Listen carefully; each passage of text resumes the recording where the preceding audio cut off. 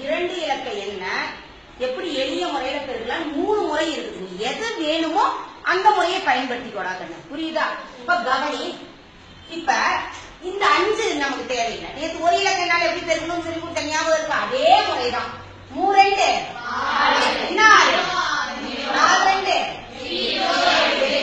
அடுத்தது என்னால பெருக்கணும்? 5ஆவது 3 5 15 எங்க போடணும்? இங்க போடணும். புரியுதடா கண்ணு? அடுத்தது 4 5 20. இது எப்படி போடுறதுன்ற ஒரு குழப்பம் வரும். நல்லா கவனி.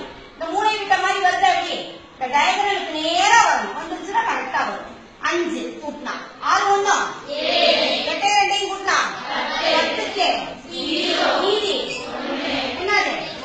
ரைட்டா? அதே மாதிரி இன்னொரு முறையிலையும் இருக்கலாம். இப்ப கவனிட இதுல நல்லா கவனிடாங்கன்னு இங்க இருக்கக்கூடிய 1ஆவது ஸ்தானமும் 1ஆவது ஸ்தானமும் 3 15க்கு மீதி.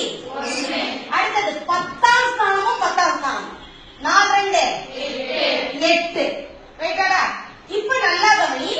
உள்ள இருக்கக்கூடிய 2 எண்ணையும் இருக்கிற 3 2 4 5 26 26 1 27க்கு மிச்சம் 8 2 10. கரெக்டா? ரெண்டு விடையும் கரெக்டா இருக்கா? அதே மாதிரிதான் அடுத்தது இன்னொரு முறையிலேயே இருக்கலாம். நீங்க 2 இலக்கம் வந்துருக்குதா? அப்ப இப்படி கட்ட போட்டுக்கிறேன்னா இல்ல ஒரு சின்ன ஒரு காரியம் செய்யும். இந்த மூளை விட்ட ஒண்ணு லேசா வரைஞ்சு போடாங்க. என்ன பண்ணிக்க நீங்க? மூளை விட்ட ஒண்ணு. ஏன்னா நம்ம எப்பவுமே 2 2 இலக்க எண்களாக எழுதினாதான் கொஞ்சம் பரவாயில்ல.